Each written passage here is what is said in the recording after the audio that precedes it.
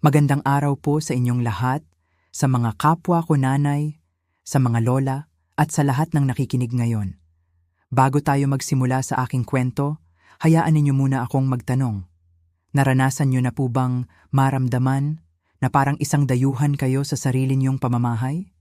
Iyong pakiramdam na ang lahat ng pinaghirapan mo, ang lahat ng isinakripisyo mo, ay bigla na lang nawalan ng halaga sa isang iglap? Kung oo, samahan ninyo ako. Dahil ang kwentong ito ay para sa atin. Ang araw na iyon, ang araw ng burol ng aking asawa, ang dapat sana'y pinakamalungkot na araw ng buhay ko. Pero pinalitan ito ng isang bagay na mas masahol pa sa pighati. Pinalitan ito ng kahihiyan, isang matinding hiya. Nakatayo ako sa loob ng simbahan, ang lugar kung saan nangako kami ni Ricardo ng walang hanggan. 27 taon na ang nakalilipas. Nakasuot ako ng itim, pilit na pinatatatag ang sarili, handang tanggapin ang pakikiramay ng mga tao. Pero ang mga matang nakatingin sa akin ay hindi mga matang nagluluksa. Sila ay mga matang mapanghusga. Malamig, matatalim.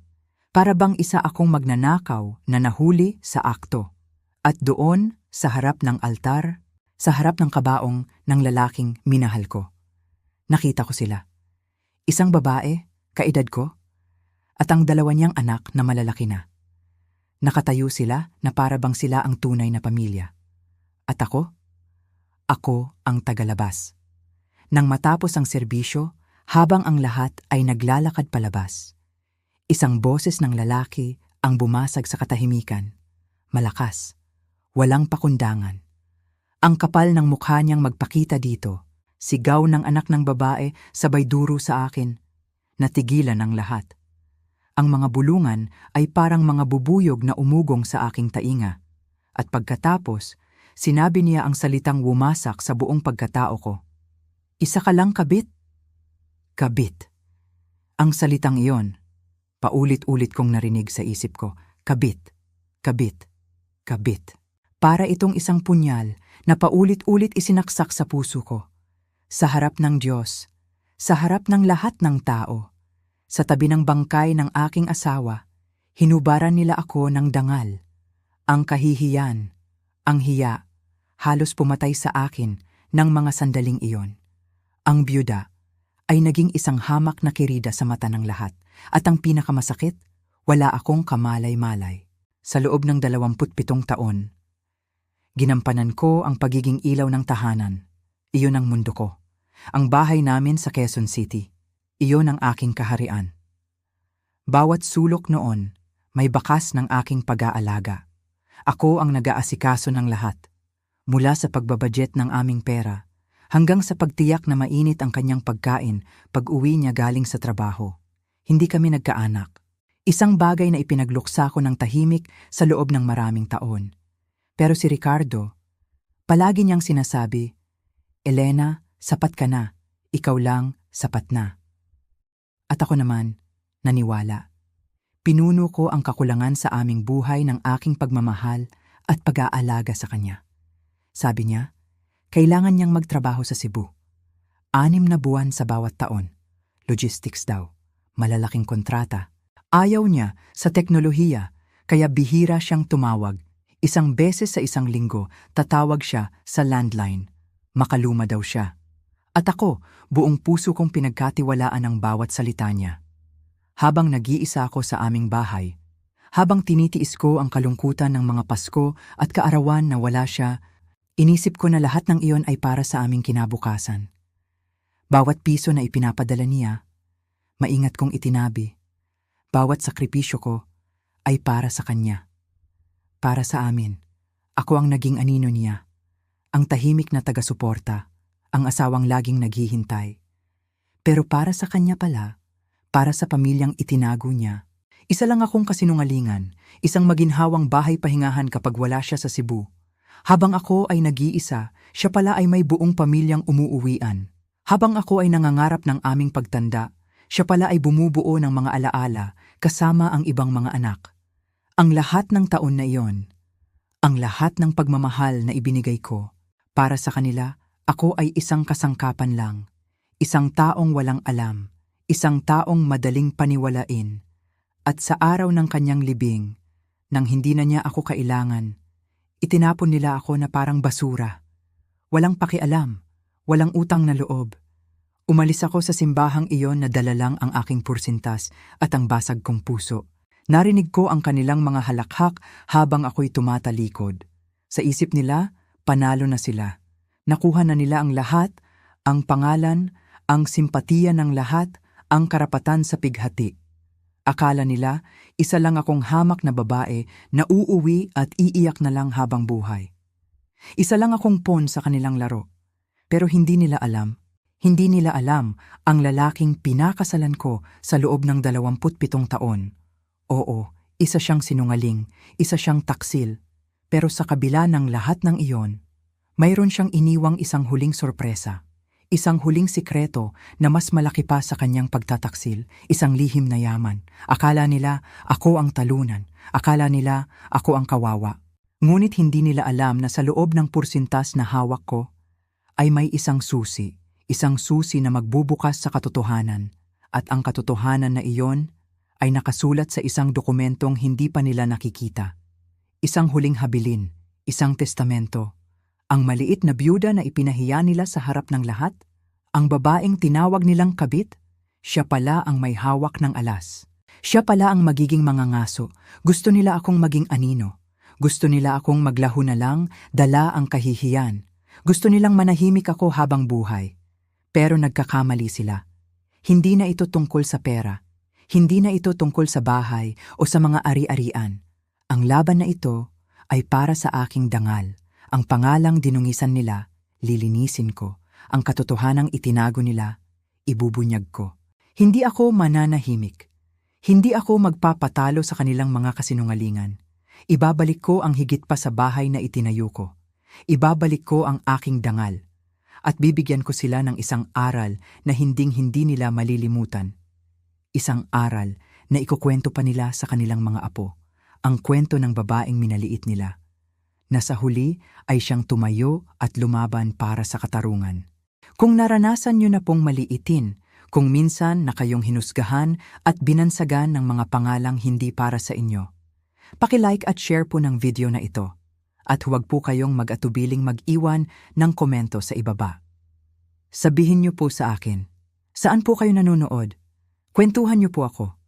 Ang bawat isa sa atin ay may tinig at panahon na para pakinggan ito. Pag-uwi ko mula sa simbahan, parang hindi ko nakilala ang bahay na tinirhan ko sa loob ng 27 taon. Ang bawat sulok, ang bawat gamit, ay tila sumisigaw ng isang pangalan, isang salitang ibinato sa akin na parang putik, kabit. Ang 4 na sulok ng aming tahanan, ang dating kanlungan ko, ay naging isang malamig na kulungan. Ang katahimikan ay hindi na nagbibigay ng kapayapaan. Ito'y nagbibigay ng pagdududa. Bawat pag-ihip ng hangin sa bintana ay parang bulong ng panunumbat. Naupo ako sa sopa sa sala, ang paboritong upuan ni Ricardo, at niyakap ko ang aking sarili. Nanginginig. Hindi dahil sa lamig, kundi dahil sa bigat ng katotohanang unti-unting lumulunod sa akin. Paano? Paano nangyari ito? Ang Ricardo na kilala ko ay isang simpleng tao, isang asawang mapagmahal kahit na malayo siya palagi. Ang mga alaala namin nagsimulang mag-unahan sa isip ko. Ang aming unang anibersaryo kung saan sinorpresa niya ako ng isang maliit na kwintas.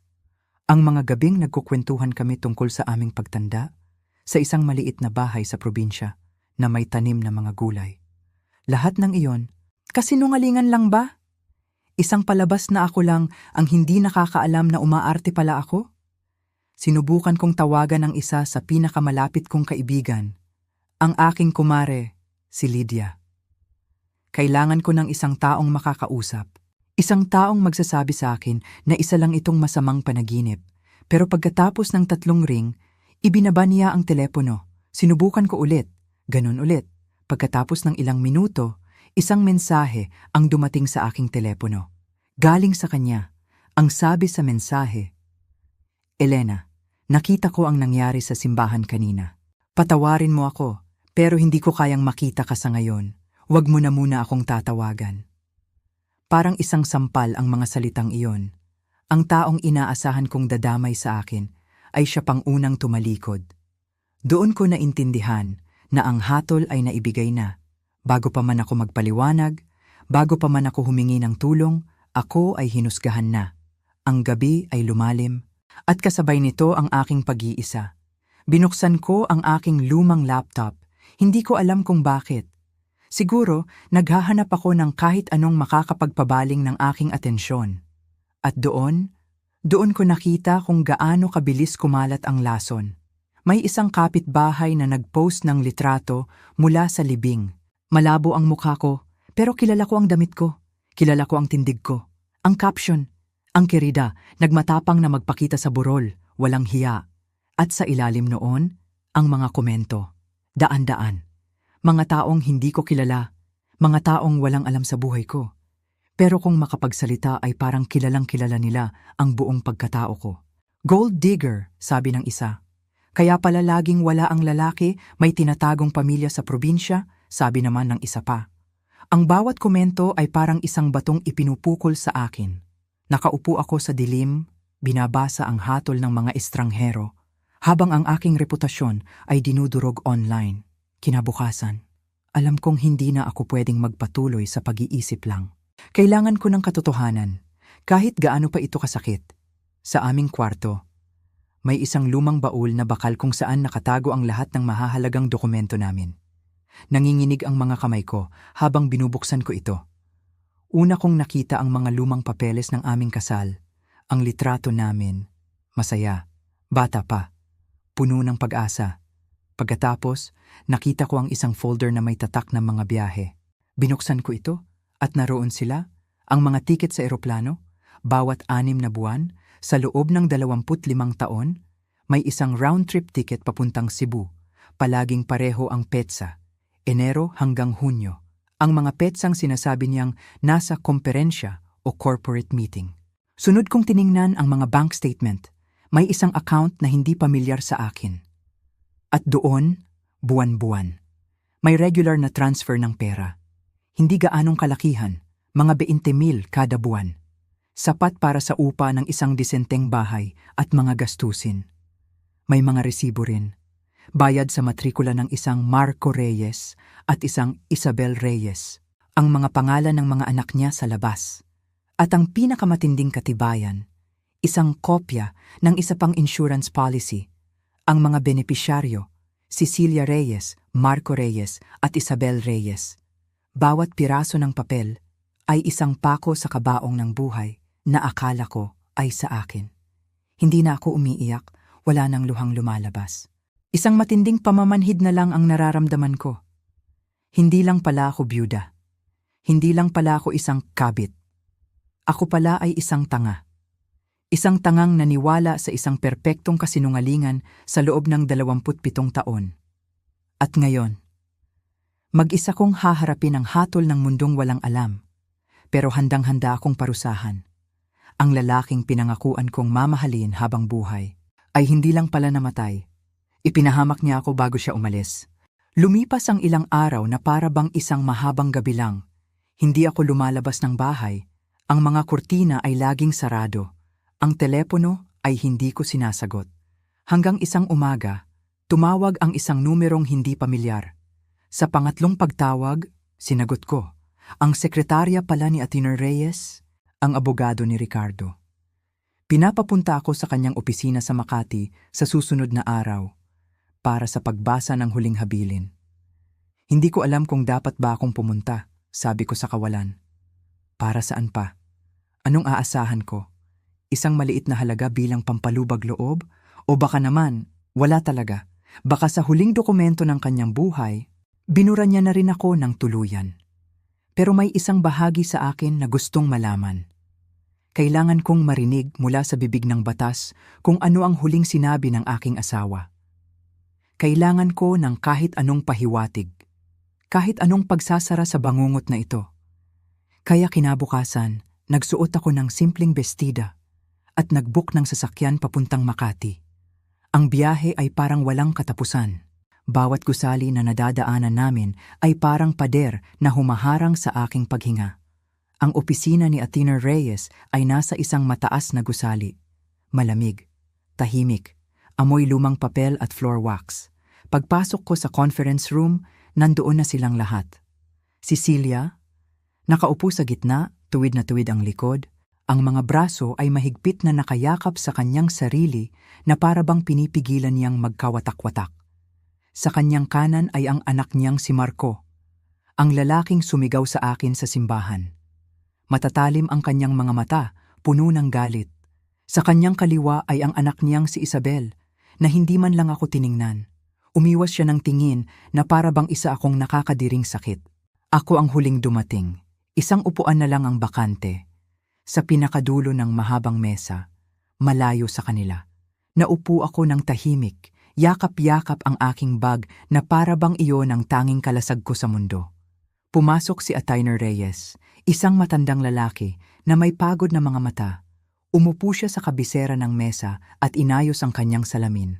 Nagsimula siyang magsalita sa isang boses na walang emosyon. Ipinaliwanag niya na ang mga ari-arian ni Ricardo ay malaki. Mas malaki pa sa inaakala ko.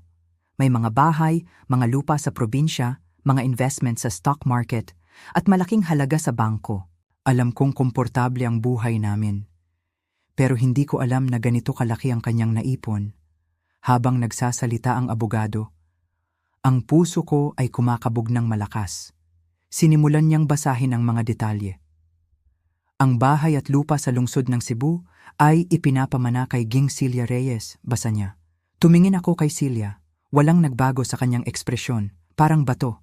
Isang trust fund na nagkakahalaga ng 5 milyong piso ay inilalaan para kay G. Marco Reyes, patuloy ng abogado. Nakita ko ang isang ngisi sa labi ni Marco.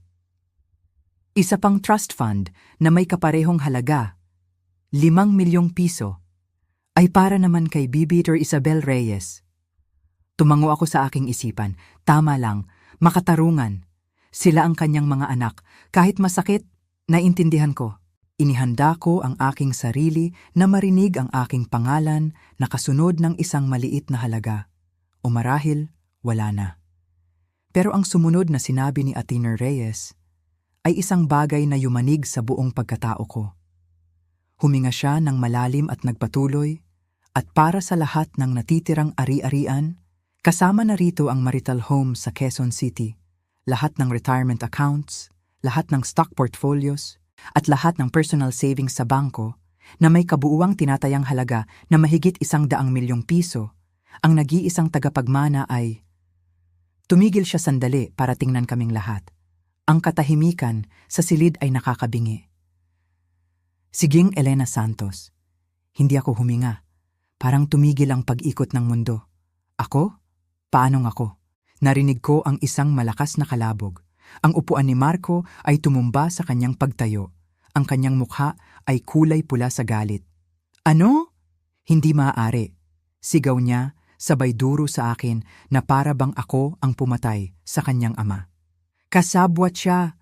Siguradong kasabwat siya. Plinano niya ito. Minanipula niya ang isang matandang may sakit. Sumunod na sumigaw si Isabel, ang kanyang boses ay puno ng kamandag. Akala niyo ba hahayaan ka lang naming umalis na dala ang lahat? Tatay namin siya. Ikaw. Isa ka lang abala sa buhay niya. Isang kahihiyan.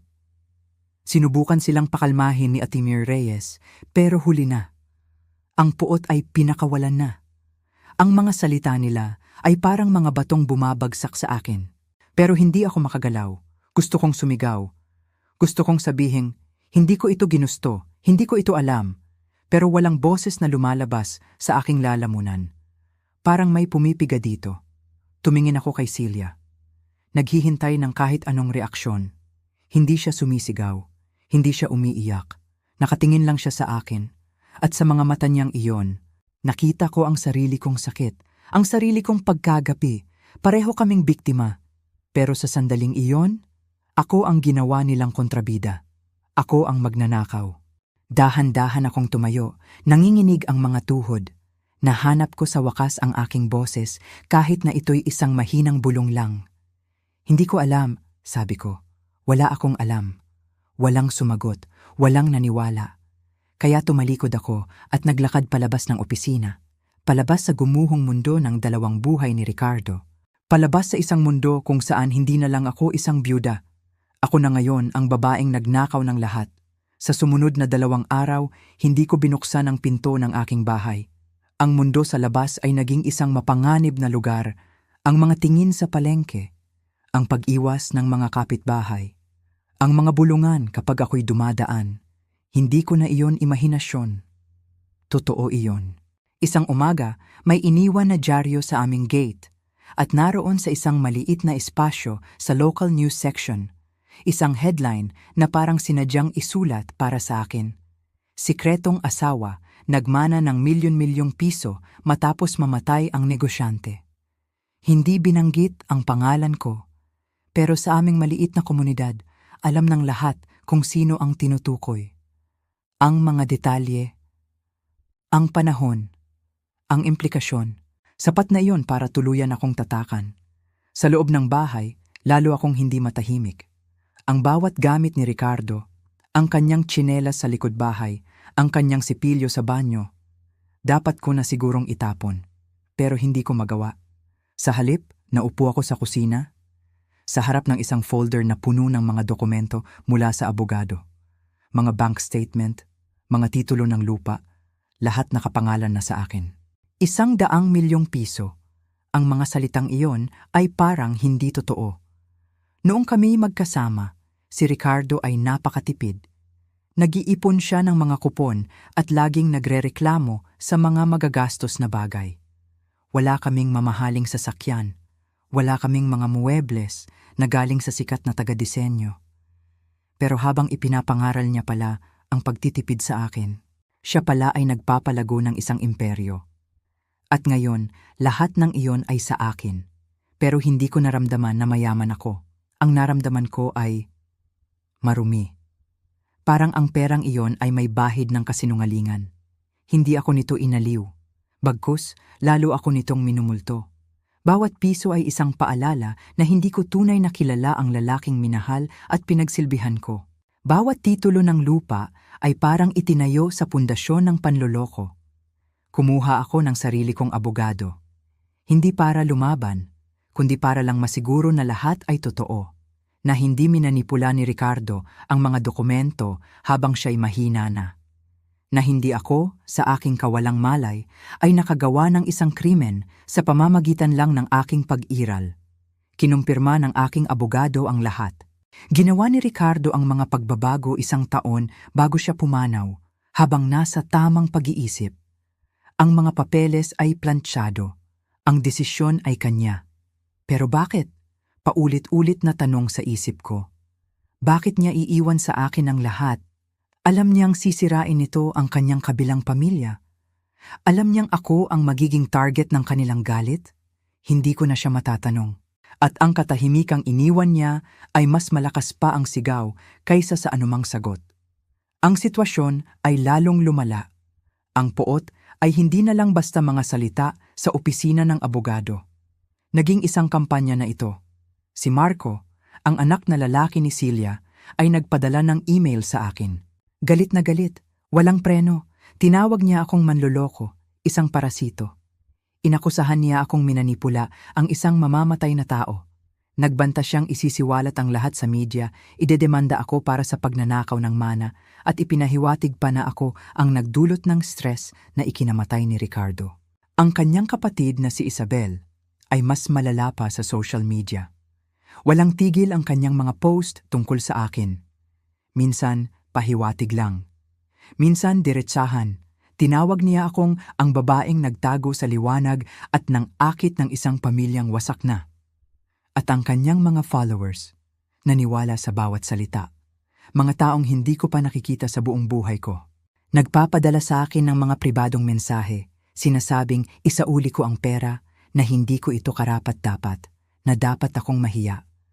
At ang pinakamasakit, isang maliit na bahagi sa akin, ay nakakaramdam nga ng hiya. Wala akong ginawang masama, pero ako ang nakinabang sa kasinungalingan ng iba. Isang gabi, hindi ako makatulog. Naupo ako sa aming beranda sa likod bahay, pinapanood ang paggalaw ng mga puno. At sa unang pagkakataon, sinabi ko ito ng malakas. Ayoko nito. Ang bahay, ang mga sasakyan, ang pera, ang mga demanda, ang katahimikan. Ayoko ng kahit ano sa mga ito. Ang gusto ko lang ay ang buhay ko pabalik. Ang simpleng buhay, kung saan naniniwala pa ako sa aking asawa, kung saan may saysay pa ang aking mundo. Pero ang buhay na iyon ay patay na. At ang naiwan sa akin ay ang abo ng isang lalaking minahal ako at sabay na pinagtaksilan. Isang lalaking piniling protektahan ako sa pinansyal na paraan. Pero winasak naman ako sa emosyonal na paraan. Isang lalaking namuhay ng dalawang buhay ng napakalinis, na kahit sa kanyang kamatayan, nagawa niyang wasakin ang pareho. At ngayon, ako ang naiwang mag-isa sa gitna ng mga guho, nag-iisa at kinasusuklaman. At walang halaga ng pera sa mundo ang makakapagpagaan sa bigat na nararamdaman ko. Sa simula, hindi ko binalak na kausapin si Celia. Sa totoo lang, isang bahagi sa akin ang umaasa na siya ang unang kukontak sa akin. Para sumigaw, para magtanong kung bakit, para akusahan ako ng harapan sa halip na sa pamamagitan ng mga abogado at mga post sa internet. Pero hindi siya tumawag. Kaya pagkatapos ng isa na namang linggo ng katahimikan at mga gabing gigising ako na parang may buhol sa aking sikmura, gumawa ako ng desisyon. Hindi ito dahil sa katapangan. Ito ay dahil sa desperasyon. Hindi ko na kaya ang pag-iisa. Hindi ko na kayang dalhin ang lahat ng bigat na ito ng mag-isa. Humanap ako ng isang lugar na neutral, isang maliit na kapihan sa kalagitnaan ng aming mga lungsod, kung saan walang nakakakilala sa aming dalawa. Nagpadala ako sa kanya ng mensahe, magalang, maingat. Sinabi kong hindi ako naghahanap ng gulo. Gusto ko lang makipag-usap para sa kapakanan naming dalawa. Sa aking pagkagulat, sumagot siya sa loob lang ng isang oras. Ang sabi niya, "Bukas, 10:00, huwag kang mahuhuli." Halos hindi ako nakatulog ng gabing iyon. Paulit-ulit kong inisip kung ano ang sasabihin ko. Paano ko sisimulan? Paano ko ipapaliwanag ang isang bagay na kahit ako mismo ay hindi maintindihan? Kinabukasan, pagdating ko sa kapihan, nandoon na siya. Nakaupo na. Walang kolorete sa mukha, malalim ang mga bilog sa ilalim ng kanyang mga mata. Ang kanyang mga kamay ay mahigpit na magkahawak sa ibabaw ng mesa, na para bang pinipigilan niya ang kanyang sarili sa pamamagitan lang ng determinasyon. Nag-alinlangan ako sandali bago umupo. Hindi siya ngumiti, hindi tumango, nakatitig lang sa akin ng may pagod ngunit matinding intensidad na nagpahirap sa aking paghinga. Binuksan ko ang aking bibig para magsalita, pero naunahan niya ako. "Mahal mo ba siya?" Ang tanong na iyon ay parang isang sampal. Hindi ko inaasahan na iyon ang kanyang unang sasabihin. Akala ko itatanong niya kung gaano na kami katagal, kung bakit hindi ako umalis. Pero hindi, iyon lang. "Mahal ko ba siya?" "Opo," mahina kong sagot. "Mahal na mahal ko po siya." Tumango siya ng isang beses, halos hindi mahahalata. Ang kanyang panga ay nagtiim. Nakita kong may luhang namuo sa kanyang mga mata, pero mabilis niya itong pinigilan. Sinabi niya sa akin na nobya ka lang daw niya, sabi niya. Ang kanyang boses ay walang emosyon pero mabigat. Isa sa marami bago kami ikasal. Minsan, tinanong ko kung nagkita pa kayo ulit. Tumawa lang siya, sinabing huwag akong mag-alala. Humigop siya ng kanyang kape, bahagyang nanginginig ang kanyang mga kamay. Nagsinungaling siya sa ating dalawa. Sa loob ng mahigit 2 dekada, 25 taon ng pag-schedule ng mga kaarawan ng mga anak ko palibot sa kanyang mga business trip. 25 taon ng panonood sa mga anak kong nag-aabang sa bintana tuwing Hunyo, alam na hindi siya babalik hanggang Pasko. Hindi ako makapagsalita. Ang sakit sa kanyang mga salita ay sakit ko rin. Alam mo ba kung ano ang pinakamasakit sa lahat? Pagpapatuloy niya. Hindi dahil iniwan niya sa iyo ang lahat ng ari-arian. Hindi rin dahil hindi mo alam ang tungkol sa amin. Ang pinakamasakit ay dahil sa lahat ng mga taon na ito, ang akala ko ay ako lang ang tinitiis niya, ang obligasyon. Pero lumalabas na pareho pala tayong itinago. Ang salitang iyon ay nanatili sa hangin sa pagitan namin. Itinago. Pareho kaming itinago. Dahan-dahan akong tumango. Naiisip ko dati ang aming kinabukasan, mahina kong sabi. Nakaupo kaming dalawa sa beranda, matanda na at pagod, pinapanood ang paglipas ng panahon. Akala ko, may oras pa kami. Isang mapait na tawa ang kumawala sa kanya. Oras? Hinati ng lalaking iyon ang bawat onsa ng kanyang oras na parang isang chessboard. Ang mga holiday ang laging pinakamahirap. At ngayon, galit sa akin ang mga anak ko dahil hindi raw ako lumaban ng husto. Akala nila hinayaan kong mangyari ito. Akala nila hindi ako naging sapat. Tumingala ako. Celia, isinusumpa ko sa'yo, wala akong alam, kahit isang minuto. Kung nalaman ko lang, aalis ka ba? Tanong niya, hindi para mang-akusa, kundi para lang malaman. Nagalinlangan ako. Hindi ko po alam, tapat kong sagot. Gusto kong maniwala na gagawin ko. Pero ang 27 taon, napakaraming alaala para burahin. Muli siyang tumango ng dahan-dahan. Ako rin, sabi niya. Naupo kami sa katahimikan. 2 babae, magkatabi, parehong may sugat na inukit ng iisang lalaki. Sa huli, may kinuha siyang isang lumang sobre mula sa kanyang bag. Iniwan niya ito sa aming safe, isang kopya ng orihinal niyang testamento.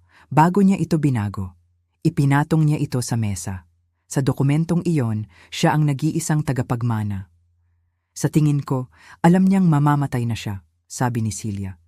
At sa tingin ko, sa isang lugar sa isip niya, naniwala siyang kailangan niyang pumili. Siguro naisip niya na ang pag-iwan ng lahat sa iyo ay isang paraan para makabawi sa kasinungalingan. Siguro, iyon ang ideya niya ng pag-ibig. Tinitigan ko ang papel. Ang pangalan ko ay wala man lang doon. Hindi ko hiningi ang pera, sabi ko. Hanggang ngayon, hindi ko alam kung anong gagawin ko dito. Tumingin siya sa akin, at sa pagkakataong ito, mas malambot ang kanyang mga mata. Ako rin, sabi niya. Umalis kami sa kapihan ng walang kamayan, walang yakapan, walang formal na pagsasara ng usapan. Pero habang papalayo ako, may naramdaman akong hindi ko naramdaman sa loob ng maraming linggo. Hindi kapayapaan, hindi pagpapatawad, kundi pag-unawa. At marahil iyon na ang unang hakbang patungo sa isang bagay na maihahalin tulad sa paghilom. Hindi ko nilinis ang gate. Sa loob ng 3 araw, hinayaan kong manatili doon ang mga salitang isinulat gamit ang pulang pintura. Matapang, galit, mang-aagaw. Para itong isang tatak na ipinantatak sa aking kaluluwa. Ang mga sasakyan ng kapitbahay ay bumabagal kapag dumadaan sa tapat ng bahay namin. Nakikita ko sila mula sa siwang ng aking bintana, ang kanilang mga mausisang tingin, ang kanilang mga bulungan. Isang umaga, lumapit ang isa sa kanila, si Aling Nena, at nag-alok na tulungan akong magpintang muli. Tinanggihan ko siya ng magalang, dahil isang bahagi sa akin ang nakakaramdam na, siguro nararapat lang sa akin ito. At isa pang bahagi naman ang gustong makita ito ng mundo. Gusto kong makita nila kung ano ang itsura ng pighating naging puot. Gusto kong makita nila kung paano kayang sirain ng kasinungalingan ng isang tao ang napakaraming buhay. At iiwan ang isang estranghero na siyang sumasalo sa lahat ng sisi. Pero sa ika-4 na umaga, gumising ako at nagpasya. Tapos na. Tapos na akong akuin ang kahihiyang hindi naman sa akin. Bumili ako ng pintura, puti, at mag-isa. Sa ilalim ng sikat ng araw, tinakpan ko ang mga salitang iyon. Habang ginagawa ko yon, bawat pahid ng roller ay parang isang pagbura. Hindi lang sa pader, kundi sa bigat na nakadagan sa aking dibdib. Sa unang pagkakataon sa loob ng maraming linggo, tumingin ako sa aking refleksyon sa salamin ng bintana at hindi ako umiwas ng tingin. Nang araw ding iyon, gumawa ako ng isa pang desisyon. Kung gusto nila akong gawing kontrabida, tutugon ako sa paraang hindi nila inaasahan. Hindi ako magre-risk. Hindi ako hihingi ng tawad para sa mga bagay na hindi ko ginawa. Babawiin ko ang aking buhay. Isang hakbang sa bawat pagkakataon. Nagsimula ako sa pera. Ang perang nagdulot ng lahat ng ito. Ang lihim na yaman na naging isang sumpa. Kinausap ko ang aking abogado at inatasan siyang mag-umpisang maglipat ng pera. Nang walang pangalan, dinagdagan ko ang mga donasyon sa mga bahay ampunan, sa mga kanlungan para sa mga kababaihan, at sa mga home for the aged. Naglaan ako ng pondo para sa libreng therapy para sa mga biyudang tulad ko. Mga babaeng biglang nawalan at hindi alam kung paano magsisimula muli. Ginawa ko ito ng tahimik, walang media, walang anunsyo. Hindi ko ito ginagawa para linisin ang pangalan ko. Ginagawa ko ito dahil ang pagbibigay ng mga piraso ng makamandag na pamanang iyon ay parang pagbunot ng mga tinik sa aking balat. Pero syempre, hindi nagtagal at kumalat din ang balita. Ang anak na babae ni Celia, si Isabel, nagpost ng mga screenshot ng mga bank transfer na kahit walang pangalan ay madaling matukoy na galing sa akin. Sinusubukan niyang bilhin ang kapatawaran, sabi sa isang post. Guilt money, sabi naman ng isa pa. Ilayo mo ang madumi mong kamay sa legacy ng aming ama. At pagkatapos, dumating ang formal na abiso mula sa korte. Ang mga anak ni Celia, opisyal na akong idinimanda para ipawalang bisa ang testamento. Ang mga basehan, manipulasyong emosyonal, pamimilit sa isang taong mahina ang pag-iisip at kakulangan sa mental na kapasidad. Binasa ko ang mga papeles habang nakaupo sa parehong kusina kung saan dati akong ipinagtinitimpla ni Ricardo ng tsaa. Sinasabi nila na minanipula ko siya habang siya'y nag-aagaw buhay. Na pinilit ko siyang baguhin ang kanyang huling habilin para paboran ako, na sinadya kong ilayo siya sa kanila. Wala ni isa man doon ang totoo. Pero sa puntong iyon, wala nang halaga ang katotohanan. Ang mahalaga na lang ay ang persepsyon. Ibinigay ko ang mga papeles sa aking abogado. Tiniyak niya sa akin na mahina ang kaso. Ang kalusugan ng isip ni Ricardo ay buo noong ginawa ang mga pagbabago. May mga medical record, may mga testigo, lahat ay notaryado. Pero kahit na hindi pa rin ako makatulog, hindi ako makakain, itinigil ko na ang pagbubukas ng mga kurtina. Hanggang isang umaga, may nakita akong isang sobre na nakadikit sa aking pinto. Walang selyo, walang return address. Sa loob, isang litrato. Ako, sa labas ng post office, nakunan ng hindi ko alam. At sa ibaba, nakasulat sa makapal na marker, "Kumusta ang perang may bahid ng dugo, Elena?" Nabitawan ko ito sa sahig at tumakbo ako diretso sa lababo. Sumuka ako hanggang sa manginig ang buong katawan ko. Hindi ako takot para sa aking buhay. Takot akong maging ang taong sinasabi nila. Tinawagan ko ulit ang aking abogado. "Gusto kong makipag-ayos," sabi ko. Ang aking boses ay nanginginig. "Hindi mo kailangan," sagot niya. "Mananalo tayo sa kaso." "Alam ko," sabi ko, "pero gusto ko na." Nang hapong iyon, tinawagan ko si Celia sa pangalawang pagkakataon. Ang kanyang boses sa kabilang linya ay hindi nagulat. "Nakita ko ang ginagawa nila," sabi niya. Ang kanyang boses ay pagod. "Hindi ko alam ang tungkol sa litrato. Patawad!" "Ayoko nang lumaban pa," sabi ko. Ang aking boses ay basag. Hahatiin ko ang ari-arian. Hindi dahil may utang ako sa kanila, kundi dahil gusto ko nang maging malaya. Nagkaroon ng katahimikan sa kabilang linya. Pagkatapos, sinabi niya, "Magkita tayo bukas." Nagkita kami sa parehong kapihan. Sa pagkakataong ito, mukha siyang iba. Pagod pa rin, pero mas kalmado na para bang may isang bagay sa loob niya na natahimik na. Humingi siya ng tawad sa mga ginawa ng kanyang mga anak. Hindi lang sa demanda, kundi sa buong kampanya ng poot, sa mga post, sa mga chismis. "Galit sila," sabi niya. "Hindi nila alam kung saan ilalagay ang galit nila." "Alam ko," sabi ko. "Ako rin." Nag-usap kami ng mahigit 1 oras. Tungkol sa pighati, sa pagtataksil, sa pagiging ina, at sa kawalan nito sa aking buhay. Sa huli, nakarating kami sa isang kasunduan. Isang legal, nakasulat, at pribadong kasunduan. Isang malaking bahagi ng mana ay mapupunta sa isang pondo para sa kanyang mga apo, para sa kanilang edukasyon. Isa pang bahagi ay mapupunta sa isang non-profit organization na ipapangalan kay Ricardo para sa mga batang may sakit. Ang matitira ay sa akin na para gawin ang anumang gusto ko. Sabay kaming lumabas ng kapihan sa pagkakataong iyon. Hindi pa rin kami magkaibigan, pero hindi na rin kami magkaaway. Pag-uwi ko ng gabing iyon, tinitigan ko ang mga pader ng sala. Sa unang pagkakataon mula noong libing, Hindi ko naramdaman na para bang sinasakal ako ng mga ito. Wala na akong asawa, wala akong anak, wala na akong mga dating kaibigan, pero mayroon akong isang bagay na mas mahalaga. Isang pinto na nagsisimulang bumukas. At sa wakas, handa na akong pumasok dito. Hindi ko ipinaalam kahit kanino na aalis ako. Hindi sa abogado ko, hindi sa mga kapitbahay, kahit kay Celia. Kailangan ko ng katahimikan. Kailangan ko ng isang malinis na simula. Masyado ng maraming tao ang bumuo ng opinyon tungkol sa akin, batay sa mga bagay na hindi nila alam. Masyado ng maraming mukha ang tumitingin sa akin na may halong awa o pagkamuhi. Wala nang pagitan.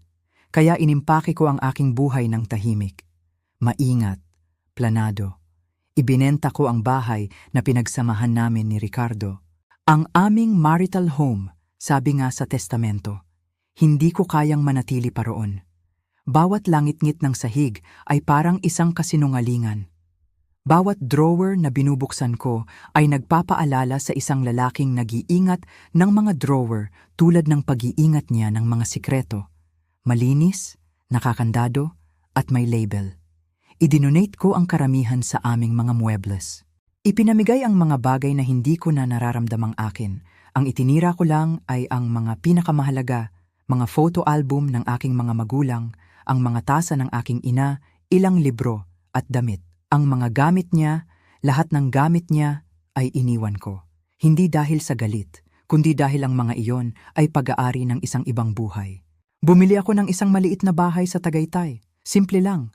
May puting bakod at isang puno ng mangga sa harapan. Dito, walang legacy, walang mga bulungan. Isa lang akong ordinaryong babae na bagong lipat sa isang tahimik na kalye. Sa unang pagkakataon sa loob ng maraming buwan, nakatulog ako ng mahimbing. Ang mga umaga ko ay puno ng huni ng mga ibon at ng malayong tunog ng mga sprinkler na bumubukas. Sinisimulan ko ang bawat araw sa pag-inom ng tsaa sa beranda. Hindi ko na tinitingnan ang balita. Hindi ko na tinitingnan ang aking telepono. Nakaupo lang ako, humihinga. Ang unang pagkakataon na may kumaway sa akin sa kalye, isang jogger na dumaan, ay nagulat ako at napaurong. Pero ngumiti lang siya. Isang simpleng ngiti, walang pagdududa, walang pagkilala, para itong isang maliit na himala. Natagpuan ko ang lokal na librarya at nag-alok na mag-volunteer.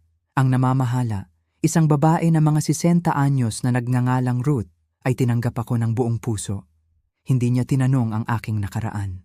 Inabutan niya lang ako ng isang kahon ng mga isinauling libro at sinabing, "Sa tingin mo, kaya mong ayusin ito ayon sa alpabeto?"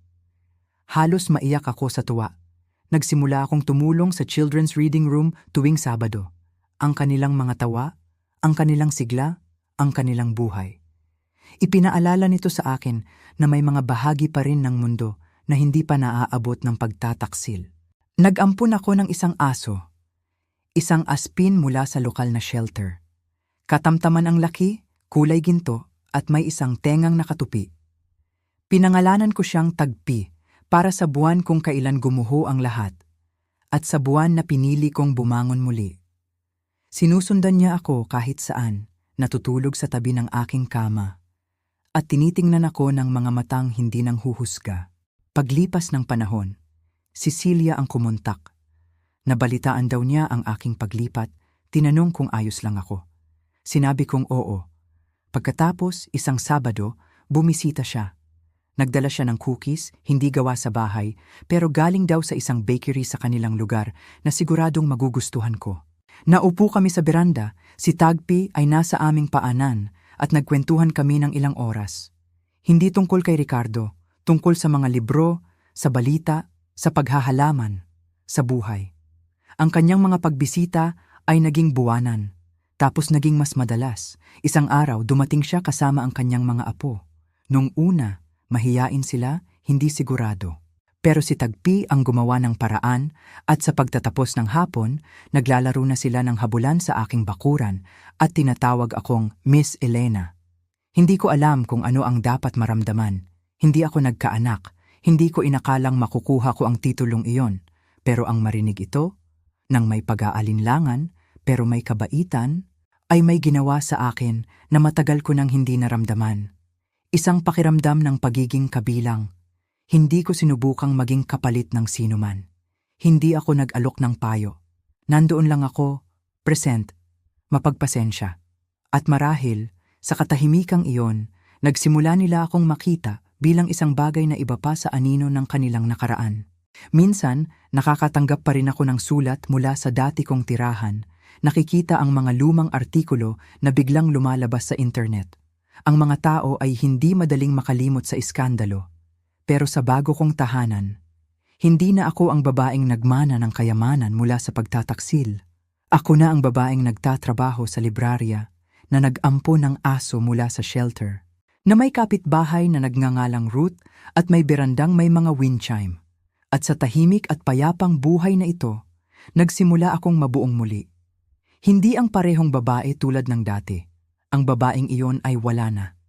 Kundi isang bago, isang mas matatag, isang taong nakaligtas sa apoy at lumabas dito ng may dignidad.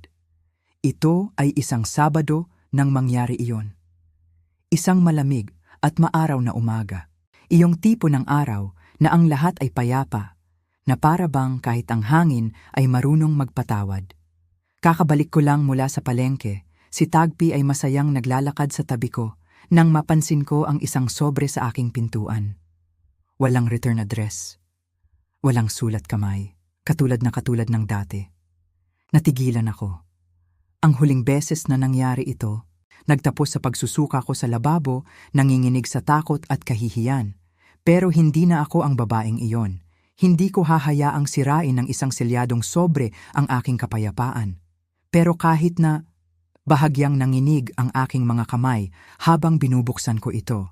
Sa loob, mga photocopy ng mga dokumento, mga legal filing, mga komento mula sa isang online forum. At sa pinakataas, isang pangungusap na nakasulat sa makapal at pulang marker. Akala mo tapos na tayo? Hindi ko na kailangang makita ang pirma para malaman kung kanino ito galing. Ang anak na lalaki ni Celia, si Marco. Nabalitaan ko mula sa isang kaibigan ni Celia na hindi niya matanggap ang naging kasunduan. Sinabi raw niya na pinagtaksila ng kanyang ina ang alaala ng kanilang ama sa pamamagitan ng pakikipag-ayos sa akin. Na ipinagbili siya ng kanyang ina para lang sa isang pondo at ilang paumanhin. Tila, naging isang obsesyon na ito sa kanya. Naging kumbinsido siya na si Ricardo ay pinilit at minanipula. Kaya pala, kinakalkal niya ang mga lumang email, kinakausap ang mga dating katrabaho ni Ricardo, at kinokolekta ang anumang bagay na sa tingin niya ay magagamit niya para buksan muli ang kaso. Ang sobre na yon ay ang kanyang babala. Hindi pa siya tapos sa akin. Tinawagan ko kaagad ang aking abogado. Sinabi niyang manatili akong kalmado. Wala raw bago o magagamit na ebidensya sa mga papel na yon. Pero kahit na ang marinig lang muli ang mga salitang iyon, manipulasyon, panloloko, maling impluensya ay may hinila pabalik mula sa isang madilim na sulok ng aking nakaraan.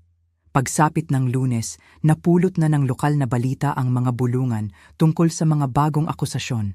Isang maikling blurb lang. Sapat lang para muling simulan ang apoy. Nanatili ako sa loob ng bahay sa loob ng isang linggo.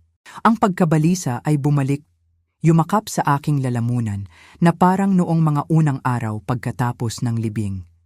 Si Tagpi ay hindi umalis sa aking tabi. Sa gabi, nakaupo ako sa kama, sarado ang aking laptop, pinipigilan ang aking mga kamay na manginig. Pagkatapos, tumawag si Celia. Narinig ko ang ginagawa niya, sabi niya. Patawarin mo ako. Nanatili akong tahimik. Galit siya, pagpapatuloy niya. Pero hindi siya nasa tamang pag-iisip, Elena. Hindi niya nakikita ang mga bagay ng malinaw. Sinusubukan niya akong sirain, sabi ko. Ang aking boses ay halos pabulong. Hindi, matatag na sabi ni Celia. Sinusubukan niyang magparusa ng kahit sino dahil hindi niya alam kung anong gagawin niya sa kanyang pighati. At hindi ko hahayaang gamitin niya ako o ang multo ni Ricardo para gawin niyon. 2 araw ang lumipas, nagpakita siya sa aking pinto. May ginawa siyang hindi ko inaasahan. Siya mismo ang tumawag sa opisina ng Attorney General at naghain ng isang sinumpaang salaysay na nagtatanggol sa akin. Nagbigay siya ng opisyal na pahayag na hindi ko pinilit si Ricardo, na si Ricardo ay malinaw ang isip at nasa tamang katinuan nang ginawa niya ang kanyang mga desisyon na nag-ugat sa sarili niyang pagkakasala, hindi sa manipulasyon. Pinanindigan niya ako sa publiko. At nang dumating ang araw ng pagdinig para pag-aralan kung ang kaso ay maaari bang buksan muli, umupo siya sa tabi ko sa loob ng korte. Ang aming mga abogado ang nagsalita. Sinuri ng hukom ang mga ebidensya at sa loob ng wala pang 30 minuto, tapos na. Case dismissed. Walang basehan. Walang bagong ebidensya. Walang muling pagbubukas ng kaso. Sa labas ng korte, magkatabi kaming tumayo habang ang mga reporter ay sumisigaw ng mga tanong. Hindi ako nagsalita. Cecilia ang nagsalita. Hindi siya ang kontrabida, sabi niya. Ang kanyang boses ay malinaw at matatag. Isa rin siyang biktima ng parehong lalaking nanloko sa aming lahat. Ang aking anak ay nangangailangan ng tulong, hindi ng dagdag na sakit. At si Elena, karapat-dapat siyang mabuhay ng payapa. Umiyak ako sa loob ng sasakyan pagkatapos noon. Hindi dahil sa ginhawa, kundi dahil sa unang pagkakataon. May isang taong naniwala sa akin, sa publiko, ng buong tapang. Nang linggo ring iyon, nagkita kami ni Celia sa parke. Naupo kami sa ilalim ng isang malaking puno ng akasya, pinapanood ang kanyang apong babae na naglalaro sa mga swing. Inabutan niya ako ng sandwich at sinabing, "Alam mo, dati, ang tingin ko sa iyo ay ang babaeng nagnakaw ng asawa ko." Hindi ako sumagot. Ngumiti siya ng marahan. Pero ngayon, alam ko na, pareho lang pala tayong sumusubok na makaligtas sa iisang bagyo mula sa magkaibang bintana. Naupo kami sa katahimikan ng matagal. Humihinga lang. May naintindihan ako noon, hindi pa ito ang katapusan ng sakit. Pero ito na ang katapusan ng paghahabol, ang katapusan ng pagpapatunay kung sino ako at kung sino ako hindi sa mga taong nakapagpasya na. Hayaan silang magsalita, hayaan silang mag-isip. Hawak ko ang katotohanan at hawak ko ang kapayapaan. At sa unang pagkakataon mula noong libing ni Ricardo, sa wakas may isang taong nakatayo sa tabi ko noong pinakakailangan ko. Ang bahay na binili ko ay tahimik sa paraang hindi nakakalungkot. Ito ay isang kapayapaang pinaghirapan. Ang marahang ugong ng hangin sa mga puno, ang paminsan-minsang tahol ni tagpi sa bakuran, ang langit-ngit ng mga lumang sahig na naninirahan sa ilalim ng aking mga paa. Matapos ang lahat, natutunan kong pahalagahan ang katahimikan. Nagsimula akong bumuo ng isang bagay na bago. Walang enggrande, walang pang-headline, buhay lang. Totoo, tahimik, simpleng buhay. Sumali ako sa isang community gardening group. Nag-enroll sa lingguhang cooking class sa senior center. Nag-volunteer ako sa librarya tuwing Lunes at Biyernes, nagbabasa sa mga batang abala o pagod ang mga magulang.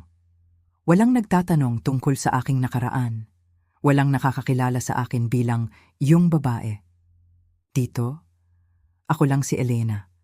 Si Miss Elena sa iba. At gusto ko iyon. Nakatanggap pa rin ako paminsan-minsan ng mga sulat, mga mensaheng may pahiwatig mula sa mga dating kakilala, mga dating kapitbahay, minsan kahit mga reporter na sinusubukang buhayin muli ang kwento. Itinatapon ko ang lahat. Hindi sila karapat-dapat magkaroon ng espasyo sa buhay na binubuo ko.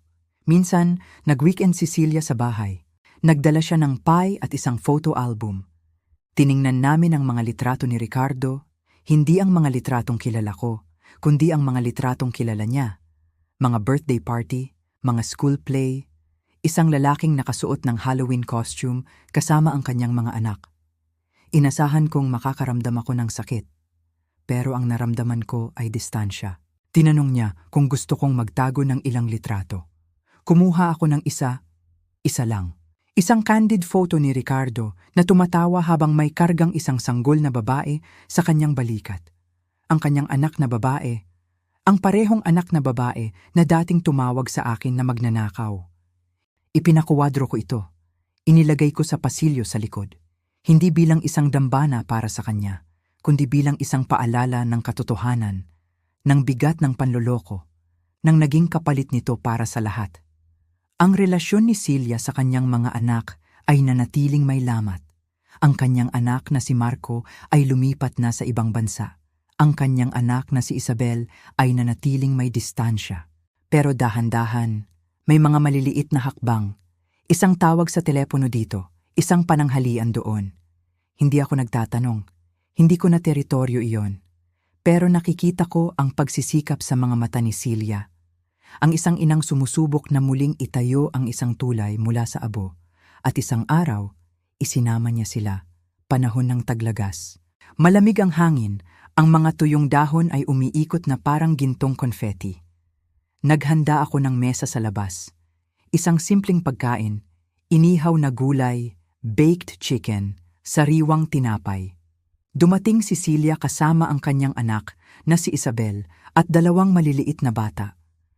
Ang apo niyang babae na nakita ko na sa parke at isang batang lalaki, mas bata, na hawak ang kamay ng kanyang ina. Kinakabahan ako. Ganon din si Isabel. Pero ang mga bata, nakakatuwa sila. Hindi nila dala ang mga pabigat na dala ng mga matatanda. Ang maliit na babae ay tumakbo agad kay Tagpi. Sumunod ang batang lalaki. Si Isabel, na natiling matigas noong una. Pagkatapos ng ilang sandali ng alanganing katahimikan, tiningnan niya ako sa mata at sinabing, "Tinatawag ka nilang Miss Elena sa librarya." Tumango ako. "Gusto ka nila," dagdag niya. Ang kanyang boses ay kontrolado. "Mabubuting bata sila," sabi ko. "Hindi namin pinag-usapan si Ricardo o ang pera o ang mga kaso sa korte.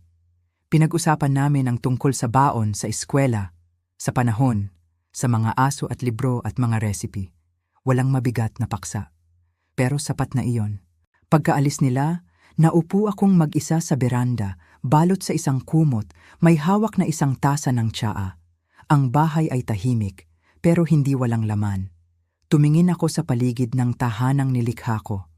Ang mga istanteng puno ng mga donasyong libro, ang hardin na sinimulan kong itanim, ang alpombra na inangkin ni Tagpi bilang kanyang trono, ang mga tawanan na sandaling pumuno sa hangin ng hapong iyon. Hindi nito pinalitan ang nakaraan, hindi nito binura ang pagtataksil. Pero binigyan ako nito ng ibang bagay, isang simula. At sa unang pagkakataon, hinayaan ko ang aking sariling isipin. Siguro, hindi na lang ako basta nabubuhay ngayon. Siguro, marahil, nagsisimula na akong mabuhay muli. Ang paanyaya ay dumating sa isang simpleng card, puti na may gintong palamuti sa gilid. Ang sulat kamay ni Celia ay maayos at may determinasyon. Isang imbitasyon para sa hapunan sa bisperas ng Pasko. Ang sabi sa sulat, "Elena, mag-dinner tayo sa Noche Buena. Isama mo si Tagpi. Walang pressure, pero matutuwa kami kung makakarating ka." Tinitigan ko ang card na iyon sa loob ng maraming oras. Hindi ko alam kung dapat ba akong maiyak o ngumiti. Isang taon na ang nakalilipas. Ako ang babaeng itinuturing na nagnakaw ng legacy ng kanyang asawa. Ang babaeng tinawag na kaaway. At ngayon, inaanyayahan ako sa hapunan ng kanyang pamilya. Hindi ito parang isang tagumpay. Hindi ito parang nanalo ako sa isang laban. Ang nararamdaman ko ay pagkamangha. Isang pakiramdam na ang lahat ay napakadelikado, napakarupok, ngunit napakatotoo. Gayunpaman, pumunta ako. Ang biyahe papunta sa bahay ni Celia ay tahimik. Ang gabi ay malamig at ang mga ilaw ng Pasko sa bawat bahay na nadadaanan ko ay kumukutitap na parang mga maliliit na bituin. Ang mundo ay tila nakabalot sa katahimikan ng taglamig. Si Tagpi ay nasa likod ng sasakyan, paminsan-minsang humihinga sa bintana, ang kanyang presensya ay nagbibigay sa akin ng lakas ng loob. Pagdating ko, sinalubong ako ni Celia sa pinto. Nakasuot siya ng pulang sweater, ang kanyang pilak na buhok ay maayos na nakapusod. Niyakap niya ako, hindi isang yakap na formal o pilit. Isang totoong yakap. Isang yakap na nagsasabing, "Nakikita kita at hindi na ako galit sa iyo." Ang loob ng bahay ay mainit. Amoy mansanas at cinnamon mula sa mga kandila. Ang mga apo niya ay nagtatakbuhan na sa sala. At doon, sa dulo ng silid, Nakita ko si Isabel, ang anak ni Celia. Nagbigay siya ng isang maliit na tango sa akin. Hindi isang malapad na ngiti, pero hindi rin isang masamang tingin. At sa gabing iyon, sapat na iyon. Higit pa sa sapat. Ang hapunan ay simple pero masagana. May hamon, may pansit, may keso de bola at lalong-lalo na ang paborito ng lahat. Ang lechon na in-order ni Celia mula sa kilalang kainan. Kumain kami, nagkwentuhan, nagpasa ng mga plato na parang daan-daang beses na naming ginawa ito. At para sa akin, bawat sandali ay parang hindi totoo. Parang isang panaginip na ayaw kong magising. Sa kalagitnaan ng aming pagkain, ang maliit na batang lalaki, ang apo ni Celia, ay lumingon sa akin. Miss Elena, tanong niya habang may bahid pa ng sarsa sa pisngi. Ikaw po ba talaga iyong nagbabasa ng magagandang kwento sa library? Natawa ako ng marahan. Ako nga iyon, iho, sagot ko. Tumango siya, tila nasiyahan sa sagot at dagdag pa niya. Sabi ni Mama, ikaw daw ang pinakamagaling magkwento. Napatingin ako kay Isabel, nagtagpo ang aming mga mata, at sa pagkakataong ito, ngumiti siya sa akin. Isang totoong ngiti, ang bigat ng nakaraan, ang mga salitang binitawan niya dati, ay tila natunaw sa init ng hapunang iyon. Pagkatapos ng kainan, habang ang mga bata ay naglalaro ng mga regalo malapit sa Christmas tree, naupo kami ni Celia sa sopa. May hawak kaming tig-isang baso ng tsaa. Alam mo, Elena, sabi niya habang nakatingin sa mga bata. Noong nakaraang taon, akala ko hindi na mangyayari ang gabing ito. Akala ko habang buhay na akong titingin sa iyo nang may galit. Tumango ako ng tahimik. Hindi ko rin inakalang darating tayo sa ganito. Pero ngayon, pagpapatuloy niya, kapag tinitingnan kita, hindi pagtataksil ang nakikita ko. Nakikita ko ang isang taong lumaban. Nakikita ko ang dignidad. Nakikita ko ang isang kaibigan. Naramdaman ko ang panunuyo ng aking lalamunan. Ang aking puso ay tila punong-puno. Tumingin ako sa mga ilaw ng Christmas tree, sa mga medyas na nakasabit, sa init ng tahanang ito. Ito ay napakalayo sa buhay na akala ko ay magkakaroon ako. Napakalayo sa mga pangarap na binuo ko kasama si Ricardo. Pero, narito ako. Hindi ko sinubukang pinalitan ka, Celia, bulong ko. Hindi ko rin alam na may kailangang palitan. Alam ko na iyon ngayon, sabi niya ng marahan. Hindi na kami nag-usap pagkatapos niyon. Hindi na kailangan. Ang katahimikan sa pagitan namin ay hindi na nakakabingi. Ito ay nagbibigay ng kapayapaan. Bago ako umalis ng gabing iyon, lumapit sa akin ang kanyang apong babae. May dala siyang isang handmade na card. May drawing doon ng dalawang babae na may hawak na libro at isang asong may malalaking tenga. Nakasulat sa ibaba sa makukulay na krayola, "To Tia Maggie, Merry Christmas po, Tia Maggie." Tita Maggie. Nakatayo ako sa may pintuan, hawak ang card na yon, at ang puso ko ay tuluyang bumukas. Hindi dahil sa sakit, kundi dahil sa pinakamalambot na uri ng paghilom. Ako ay tinuring na kaaway, tinuring na banta, tinuring na magnanakaw. Pero dito, sa sandaling ito, sa mainit at hindi perpektong silid na ito, natagpuan ko ang aking lugar. Isang bagong pamilya, isang bagong pagkakakilanlan, isang buhay na hindi itinayo sa mga sikreto ng ibang tao, kundi sa aking sariling katotohanan, sa aking sariling mga desisyon, at sa tahimik na dignidad ng pagkakaroon ng lakas na magpatuloy. Habang nagmamaneho ako pauwi ng gabing iyon, nagsimulang umambon ng bahagya. Ang mundo ay tila muling binibinyagan sa ilalim ng gabi. Na-realize ko ang isang bagay, na wala sa akin ang lahat ng akala ko ay mahalaga. Ang aking asawa, ang aking reputasyon, ang aking nakaraan. Pero sa huli, nakakuha ako ng isang bagay na mas totoo, mas matibay. Bumalik ang tagsibol ng dahan-dahan. Ang puno ng mangga sa aking bakuran ay muling nagkaroon ng mga bagong dahon. Ang mga huni ng ibon ay bumalik tuwing umaga. Ang hangin sa Tagaytay ay nagdadala ng amoy ng mga bulaklak. Ang amoy na nagpapaalala sa akin ng hardin ng aking ina noong bata pa ako. Naglalakad kami ni Tagpi tuwing umaga sa mga trail malapit sa aming barangay. Kumakaway ako sa mga pamilyar na mukha. Nagkukwentuhan kami ng mga kapwa ko volunteer sa library tungkol sa mga bagong libro. Tumutulong ako sa mga bata na pumili ng kanilang babasahin. Dito, walang bumubulong tungkol sa aking nakaraan. Wala nang nagtatanong tungkol kay Ricardo. Para sa kanila, ako lang si Miss Elena o si Miss Maggie, ang babaeng magaling magbasa ng kwento na may iba't ibang boses, ang babaeng laging may dalang dog treat sa bulsa, ang babaeng laging nakangiti kahit na ang kanyang mga mata ay may bakas pa rin ng mga anino ng kahapon at sapat na yon, higit pa sa sapat. Hindi laging madali. Minsan, bumabalik pa rin ang nakaraan sa maliliit na paraan. Isang alaala, isang lumang litrato na nakasingit sa isang libro. Isang balita na biglang ipapadala ng isang dating kakilala. Minsan, sa kalagitnaan ng gabi, nagigising pa rin ako at hinahanap ang espasyo sa kama na hindi na pag-aari ng kahit sino. Pero ang kirot ay iba na ngayon. Hindi na ito dumudugo. Ito ay parang isang lumang pilat, tahimik, kaya nang dalhin. Natutunan ko ng mabuhay kasama ito. Isang hapon, nakaupo kami ni Celia sa aking beranda. Hindi na kami masyadong nag-uusap kapag nagkikita, hindi na kailangan. Ang katahimikan namin ay hindi na alanganin. Ito ay naging banal. Uminom kami ng tsaa, pinanood si Tagpi na gumulong sa damuhan, pinakinggan ang tawanan ng kanyang mga apo sa bakuran. Ang kanyang anak na si Isabel ay mas madalas na ring bumibisita. Ang kanyang anak na lalaki, si Marco, bagamat malayo pa rin, ay sumulat na ng isang liham ng paumanhin. Maikli, pero tapat. Ang paghilom ay hindi isang tuwid na linya, pero nangyayari ito. Naiisip ko pa rin siya paminsan-minsan, sabi ni Celia habang nakatingin sa langit. Hindi ang mga kasinungalingan, kundi ang mga sandali, ang lalaking ipinakita niya sa atin. Tumango ako. Ako rin, sabi ko. Hindi namin pinagkunwari na ang mabubuting alaala ay bumura sa masasamang ginawa niya. Hindi namin siya binalot sa kapatawaran na hindi naman niya hiningi.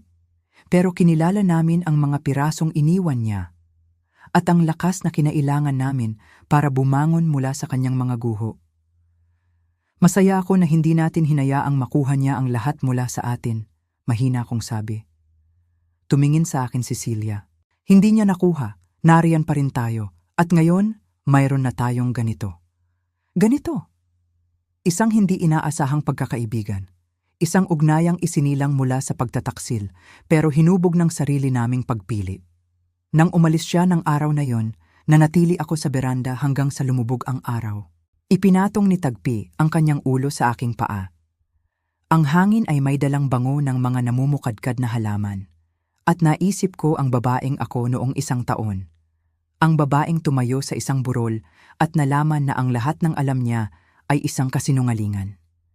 Ang babaeng ipinahiya, inatake, at iniwan. Ang babaeng nagmana hindi lang ng kayamanan, kundi ng isang sumpa. Ibinabaon ko na ang babaeng iyon, hindi nang may puot, kundi nang may paggalang, dahil nakaligtas siya, at sa kanyang lugar, naging isang mas matatag na tao ako. Isang taong hindi na kailangang sumigaw para mapakinggan. Isang taong hindi na kailangang magpatunay ng anuman sa kahit kanino. Isang taong kumuha ng isang wasak na buhay at muling itinayo ito. Nang dahan-dahan, nang matatag, nang tahimik. Hindi ko lang nahanap ang kapayapaan. Kinuha ko ito sa sarili kong mga tuntunin. Hindi sa pamamagitan ng paghihiganti, kundi sa pamamagitan ng paglampas sa bagyo. Sa pamamagitan ng pagpiling lumakad sa katotohanan noong ang bawat kasinungalingan ay nagmakaawang sumuko na ako. Tumayo ako, nag-inat at pinanood ang huling liwanag na naglalaho sa likod ng mga puno. Darating ang bukas gaya ng lagi nitong ginagawa. At handa na ako. Salamat sa inyong pakikinig. Huwag po ninyong kalimutang mag-subscribe at huwag mag-atubiling ibahagi ang inyong sariling kwento sa mga komento. Mahalaga po ang inyong tinig hanggang sa muli nating pagkukwentuhan.